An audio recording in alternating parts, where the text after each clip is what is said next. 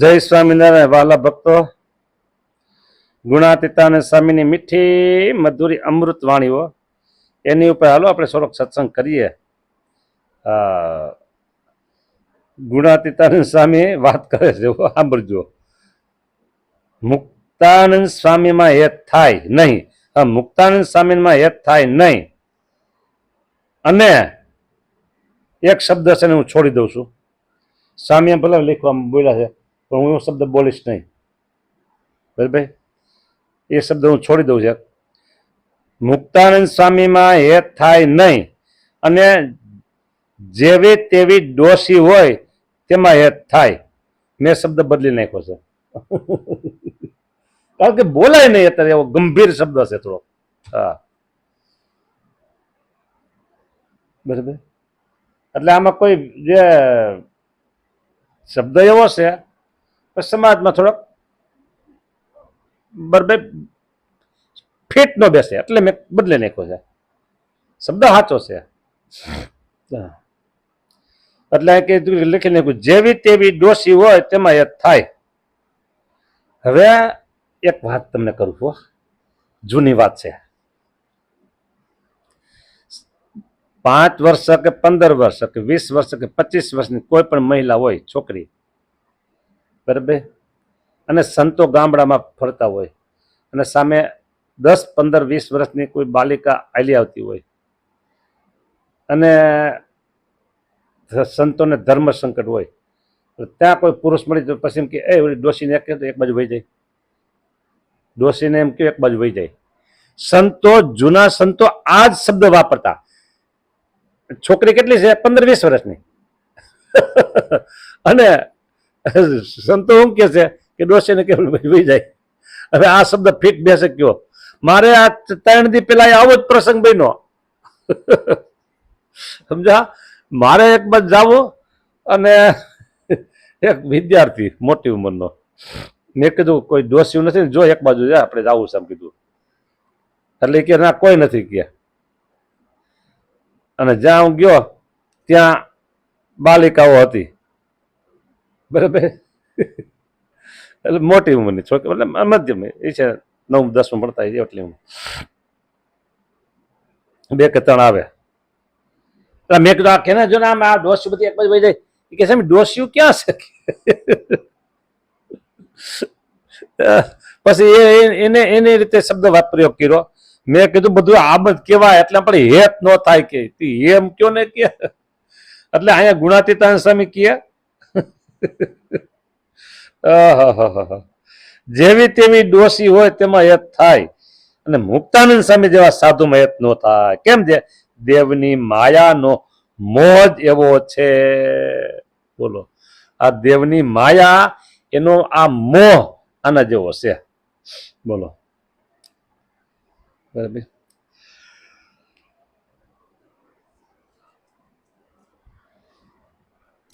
આગળ વાત આવી ગઈ હતી કે સાધુ કઈ રૂપાળા ન હોય. હા, એટલે મનુષ્ય ભાવ ન લેવાય. અને તમારે આ બધું હેત તમે કરો ને એમાં તમારે આમ જો તમે બરાબર આમ ફિનિશિંગ હોય ને તો જ તમે હેત કરો. મેં અત્યારની ભાષા વાપરી ફિનિશિંગ, બરાબર. તમારો શબ્દ મેં નથી વાપર્યો. જો સાંભળજો કે જેવી તેવી ડોશીમાં હેત થાય અને મુક્તાનંદ સ્વામી જેવા સાધુમાં હેત ન થાય. એ દેવની માયાનો મોહ છે. આ સેવક તમને એમ કહેશે પંચવ્રતે પુરા શુરા અને પ્રભુને સંભાળતા. 5 વર્તમાનમાં સાવધાન રહેતા હોય સાધુ અને પ્રભુને સંભાળતા, ભજન ભક્તિથી ભરપૂર હોય. અમારે જોગી સ્વામી કહેતા હોય અમે ભરપૂર છે, કે ભરપૂર છે. ભજન ભક્તિથી ભરપૂર હોય, પંચવર્તમાને પૂરા હોય, બરાબર. બાકી આમાં કાંઈ ન હોય, બધું અંદર આવી જાય. આવા સાધુ તમને જ્યાં દેખાય ને ત્યાં તમે હેત કરજો. હા, પંચવ્રતે પુરા શુરા, પંચવર્તમાનમાં પાડવા શુરવીર અને પ્રભુને સંભાળતા અને ભગવાનનું ભજન કરતા હોય, ભરપૂર હોય. બરાબર. અને એવા સાધુમાં તમે જ્યાં દેખાય ત્યાં હેત કરજો. હજી મારે એક મુદ્દો ઉમેરવો છે, એક પોઈન્ટ ઉમેરવો છે. એમાં સર્વોપરી ઉપાસના હોય, સર્વાવતારી, સર્વોપરી, સર્વ અવતારના અવતારી, સર્વના કારણ, સદા સાકાર દિવ્ય મૂર્તિ, આવું સમજતા હોય, સર્વોપરી નિષ્ઠા હોય, તો એનો સમાગમ પણ તમારે આંખું વીંચીને કરવો. હા, જો ઉપાસનામાં કઈક થોડું ઘણું આગુ પાછું હોય, બરાબર, તો એ જેને એને જેવી ઉપાસના એવી તમને ઉપાસના કરાવશે. તો અહીંયા પાછું એક પ્રોબ્લેમ ઉભો થાય. એ સમાગમ કરવા વાત આવી. દર્શન તો તમારે પંચવર્તમાન પૂરા સુરા પ્રભુને સંભાળતા એના દર્શન આખું વિશે તમારે દર્શન કરવા, જ્યાં દેખાય ત્યાં. બસ આટલી વાત અહીંયા આગળ હવે જોઈએ. હા, મુક્તાનંદ સ્વામી જેવા સંત સાધુ હોય, સ્વામી કે એમાં યત થાય ને જેવી તેવી. હા, એમાં યત થાય. મોટાને વિશે સદભાવ એ નિર્વાસનિકપણાનો હેતુ છે, ને મોટાને વિશે અસદભાવ એ જ વાસનાનો હેતુ છે. ઓહો, ભગવાન ઓળખાણા. આ હા હા હા, ભગવાન ઓળખાણા, સાધુ ઓળખાણા. તે હવે સમજી રહ્યા. હવે કાંઈ દોડ કરવો નહીં, દોડા દોડ હવે બધું મૂકી દેવું. થોડુંક વાંથી લઈ લો, વાંથી મળશે, ત્યાંથી મળશે, ક્યાંય નહીં મળે. મૂકો ને દોડ બધો એ દોડ મૂકી દો. જુઓ ને કેવું સામે સરસ મજાનું કીધું હતું કે મોટાના વિશે સદભાવ એ નિર્વાસનિકપણાનો હેતુ છે. બોલો લ્યો, આ નિર્વાસનિક થવું હોય ને તો એ દિવ્ય ભાવ સમજો. બધા એમાં દિવ્ય ભાવ સમજો. આ પછી બીજું કીધું કે મોટાને વિશે અસદભાવ એ જ વાસનાનો હેતુ છે. બોલો, મોટાને વિશે અસદભાવ એ વાસના વૃદ્ધિ પામે છે.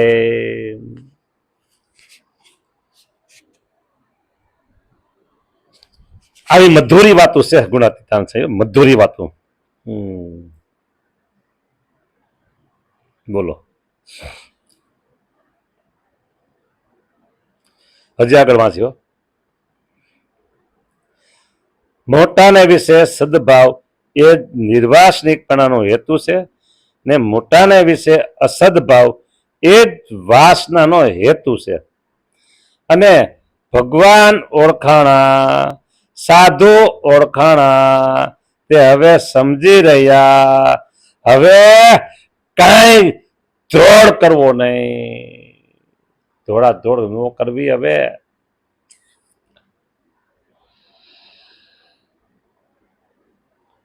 દોડા દોડ એટલે એ ઓલો ડુંગર સરસ દેખાય તો ત્યાં જાવ. હા, તો ત્યાં જાય તો ત્યાં પથરા જ હોય. હા, પછી એમ થાય કે આનુકોનો ડુંગર બહુ સારો છે. પછી ત્યાં જાય ત્યાં પથરા જ હોય. ડુંગર દૂરથી રળિયામણા હોય, બરાબર. એટલે જ્યાં ત્યાં ધોળ કરવો નહીં, સાધુને ગોતવા. એટલે ખબર પડી ગઈ કે મોટાને વિશે સદભાવ, એવા મોટા સાધુ ઓળખાણા, પછી ધોળ કરવો નહીં. હો, નહીતર ઘણા બધા એવા લોકો હોય છે.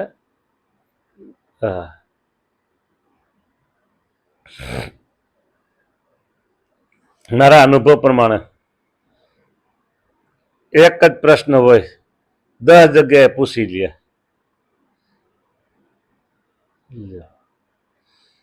એક જ પ્રશ્ન હોય, 10 જગ્યાએ પૂછી લે, કેવો જવાબ? હાચો છે, ખોટો છે, સાચો છે, ખોટો છે, સાચો છે, ખોટો છે. બસ પરીક્ષા કરે, કસોટી કરે. એ સારું નહીં. ને મોટાને વિશે અસદભાવ એ જ વાસનાનો હેતુ છે. અસદભાવ નહીં રાખવાનો. મોટા સંતને વિશે ક્યારેય અસદભાવ નહીં રાખવાનો. પછી ભગવાન, પછી ગુણાતીતાન સ્વામી કહે છે કે અને ભગવાન ઓળખાણા. હો, હા હા હા, ભગવાન ભગવાન ઓળખાણા અને સાધુ ઓળખાણા. તે હવે સમજી રહ્યા, હવે કાંઈ દોડ કરવો નહીં. અરે જે જોતું તું મળી ગયું છે, ભગવાન મળી ગયા, સાધુ મળી ગયા. હવે જ્યાં ત્યાં દોડ કરવો નહીં હો ભાઈ. હા, દોડ કરવો નહીં. બોલો,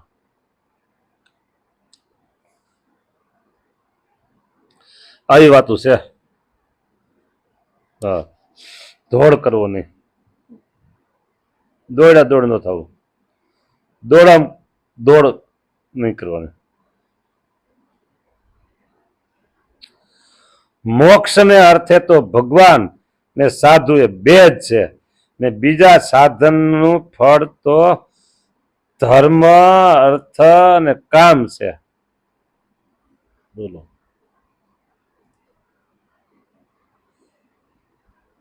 મોક્ષ ને અર્થે તો ભગવાન ને સાધુ એ બે જ છે, ને બીજા સાધનનું ફળ તો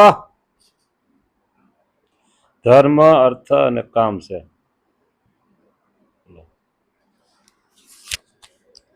એટલે સાધન કરતા બધા આવા છે. એમ જયારે સાધન બિચારા શું કરે, કેના પ્રમાણે ફળ આપે ભાઈ તો બધું.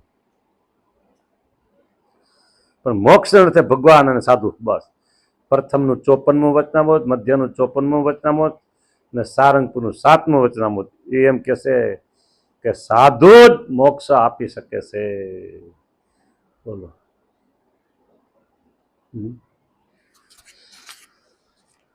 ભગવાન સ્વામિનારાયણે સાધુને પોતાના અક્ષરધામની કૂંચી આપી છે. હા,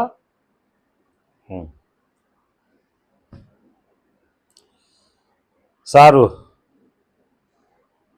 સાધુ મળ્યા છે, ઓળખી લેજો, સત્સંગ કરી લેજો, જોગ સમાગમ કરી લેજો. હા, આ